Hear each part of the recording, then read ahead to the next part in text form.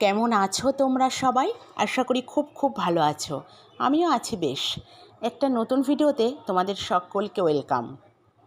তো আজ হলো মঙ্গলবার। উঠে পড়েছি সকাল সকাল প্রতিদিনের মতো।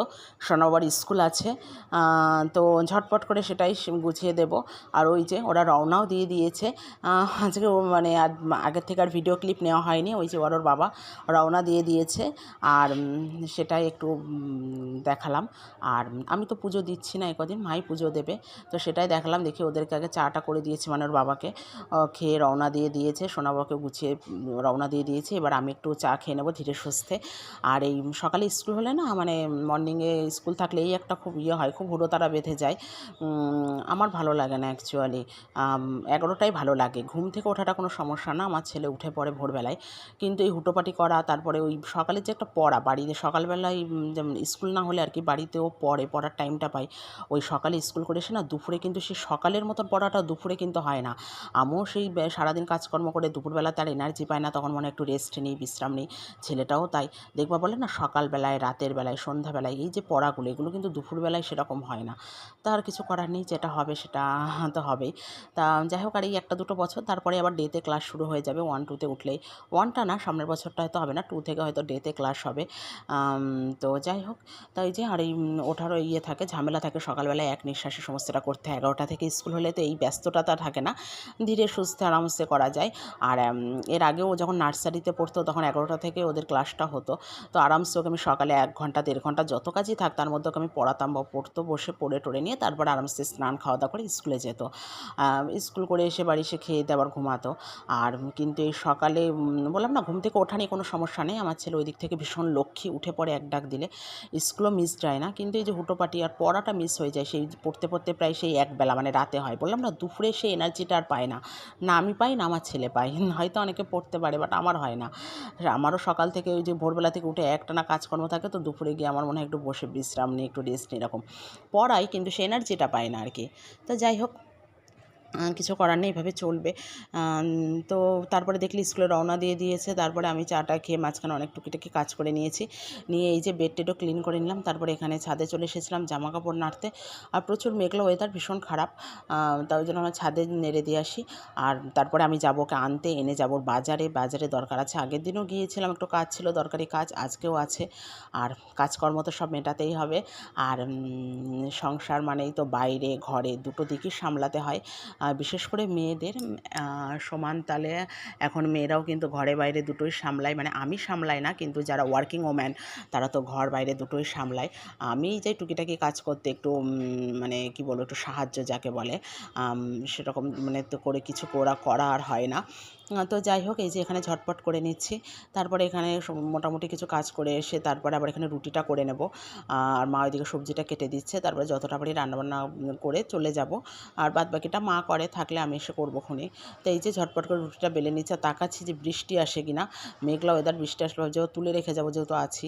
আর মানে রোদও না বৃষ্টিও না, একটা মেঘলা করে বসে থেকে থেকে অসম্ভব বৃষ্টি হচ্ছে, খুবই তা ঝটপট করে এই যে এখানে রুটিটা বেলে নিচ্ছি। আর মোটামুটি আদা শুকনো শুকিয়েছে, ভিজে গেলে আবার বিরক্ত লাগে, তখন আবার ঘরে এনে দিতে হয়। তো ওই জন্য বারবার বাইরের দিকে তাকাচ্ছি আর রুটিটা বেলছি। তো যাই হোক, এই যে ঝটপট করে রুটিটা করে নেব। আর আমরা তো সকালে রুটিই খাই বেশিরভাগ দিনই, দেখো। আর সত্যি বলতে আমিই পছন্দ করি রুটিটা, আমার শ্বশুরবাড়ি তেমন কেউ পছন্দ করে না।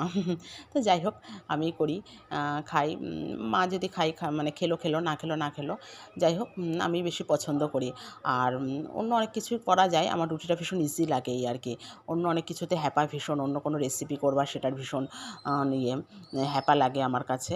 তো সামান্য ধরো চাউমিন করলেও না আমার ভীষণ ডিফিকাল্ট লাগে ব্যাপারটা। ধরো সেদ্ধ করো, তারপরে সেটাকে একটু সবজি দাও, তারপরে সবজিটা কাটো, তারপরে ভাজো, তারপরে চাউমিনটা অ্যাড করো, মশলাপাতি দাও, অনেকটা টাইম লাগে, টেস্টি হতে হবে। আর রুটিটা ঝট করে নিলাম। তরকারি থাকলো, তরকারি বেশিরভাগ দিন কড়াই থাকে, না করলে তরকারি তো করতেই হয়। আমের সময়, এখন আমের সিজনে আম দিয়ে খাওয়া যায়, কাঁঠাল দিয়ে খেয়ে নিই, ঘরে মিষ্টি থাকলে মিষ্টি দিয়ে খেয়ে নিই। ওই জন্য রুটিটাই না আমার খুব প্যারা লাগে না, অন্য সব কিছুই আমার ভীষণ প্যারা লাগে। এছাড়াও বহুত বহুত ব্রেকফাস্ট আছে, কিন্তু রুটিটাই খুব মানে আমার কাছে ইজি প্রসেস মনে হয়, এই জন্য আমি রুটিটা করি।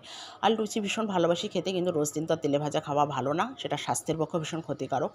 আর লুচি পরোটা এগুলো তো তেলে ভাজা কমন বিষয় আছে। আচ্ছা, আর অনেক কিছু করা যায়, এছাড়া সুজির উপমা, তারপরে হ্যানা তেনা অনেক রেসিপি আছে, কিন্তু বললাম না প্রত্যেকটাই ওই কাটো, ভাজো, রান্না করো, মশলা দাও, অনেকটা টাইমও চলে যায়, প্রচুর সময় লাগে আর কি, সময় সাপেক্ষ ব্যাপার।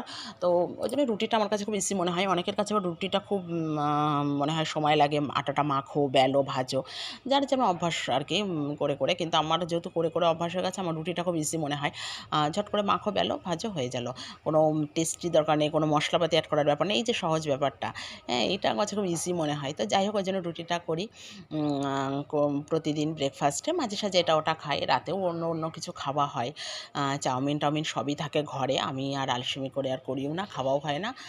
ওরা খেলে তখন করতে হয়। তো যাই হোক, রুটি টুটি করে মোটামুটি ওদিকে রান্নাবান্না কিছুটা চাপিয়ে দিয়ে চলে এসেছি ঘরবাড়িটা মুছতে। একটু সময় আছে, তাহলে একটু মুছে নিই। প্রতিদিন তো মুছতে পারি না, মুছতে পারলে খুব ভালো হয়, কিন্তু এত বড় বিল্ডিংটা প্রতিদিন আমার পক্ষে মোছা সম্ভব না। সমস্তটা একা হাতে সামলানো, সামলিয়ে পুজো পার্বণ সব দিয়ে, বাচ্চা সামলে সমস্তটা একা হাতে করে তারপরে রেগুলার ঘর মোছা আমার পক্ষে ইম্পসিবল ব্যাপার। তো যাই হোক, প্রতিদিন পারি না, 1-2 দিন অন্তর অন্তর মুছি। তা আজকে বললাম চলো একটু সময় আছে, মুছে নিই। সময় থাকলে মুছি, চেষ্টা করি যতটা পারি পরিষ্কার পরিচ্ছন্ন রাখার, পেরে উঠি না আর কি। তা সেটাই, এই যে ঘরবাড়িগুলো মুছে নিচ্ছিলাম, এদিকে আমার রান্নাও চাপিয়ে দিয়েছি। এখানে হচ্ছে একটা কাঁকরোল দিয়ে আর কুমড়ো দিয়ে ভাজা, একটু ঢেকে দিয়েছিলাম। কাঁকরোলগুলো একটু শক্ত হয় না, তা ওই জন্য প্রচুর কাঁকরোল রয়েছে। তাই এটা রুটির জন্য, ভাজাটা রুটির সাথে ভালো লাগে। তা সেটাই, তাই জন্য একটু ঢেকে ঢেকে একটু লো ফ্লেমে ভাজছিলাম, আর ওদিকে ঘরও মুছছিলাম। আর রান্না বসিয়ে দিয়ে চাপিয়ে দিয়ে আমি দাঁড়াই থাকি না, কিছু না কিছু করি। তার ফাঁকে ফাঁকে অনেক কিছু ডাল হয়েছিল, সেদ্ধ সাদ্ধ ছিল, ভাজা ছিল, সব কিছু দেখানো সম্ভব হয় না। এখানে আমার ছেলের জন্য হয়েছিল মাছ, আর আমাদের হবে আলু পটল দিয়ে চিংড়ি মাছ। আমি চিংড়ি মাছটা ভেজে রেখে, আলু পটল ভেজে রেখে, মশলা টশলা সব করে রেখে গেছি। ওটা মা করবে, আমি অত ভালো পারি না। মা মশলা মাই করেছে। নারকেল, আদা জিরে বাটনা, তার সাথে নারকেল দিয়েছে, দিয়ে পেস্ট করে দারুণ টেস্টি হয়েছিল। এটা চিংড়ি মাছ দিয়ে পটল চিংড়ি হবে। তো এরকম যেটুকু থাকে বাদবাকি মা করে। মা প্রচুর হেল্প করে, আর না করলে আর পেরে ওঠা যায় না সংসারে। তো যাই হোক, তারপরে আমি করতে করতে বেরিয়ে গিয়েছিলাম, যতটা পারি করে যাই। মাকে বলি রেখে দেবে, আমি এসে করব, তাও মা করে। যাই হোক, হলো, তারপরে আমি সোনা বাবাকে এই যে নিয়ে চলে এসেছি, এখানে ওয়েট করছি নৌকার জন্য, ও ডাকছে দাদাকে। তা যাই হোক, আমি একটু ডাক দে, না হলে আবার আরও লেট হয়ে যাবে এখনই।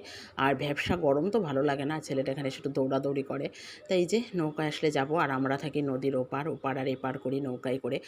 আর আমি আর আমার ছেলেকে ওই সাঁতার জানি না, জলে ভীষণ ভয় পাই, তবু আর সেই জলেই আমাদের জীবন কাটে।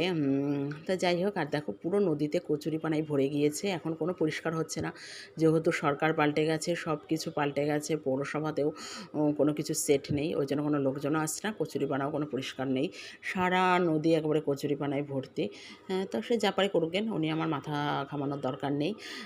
নৌকার ওই মাঝখানটুকু একটু ওই নৌকা চালাই ওই দাদাই পরিষ্কার করে নিয়েছে, না হলে তো উনি চালাতে পারবে না।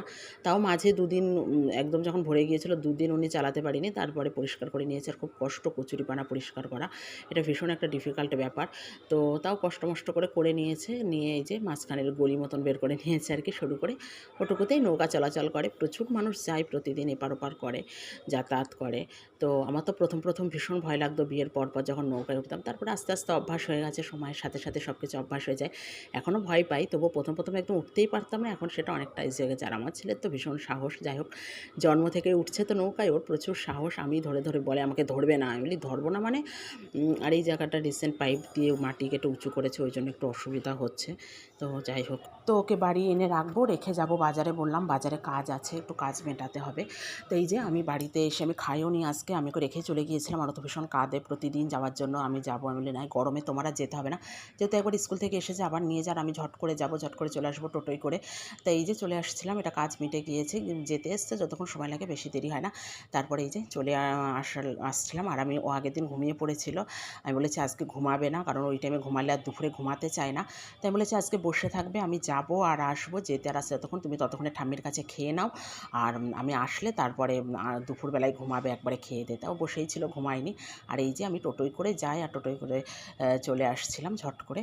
তা চলো আজ এই পর্যন্ত, আর দেখা হবে অন্য কোনো দিন নতুন একটা ভিডিওতে। তো কেমন লাগলো জানিও, আর ভালো লাগলে কিন্তু চ্যানেলটি বেশি বেশি করে সাবস্ক্রাইব অ্যান্ড বন্ধুদের সাথে শেয়ার করো, কমেন্ট করো, আর বেশি বেশি করে শেয়ার করো। তো চলো আজ এই পর্যন্ত, টাটা।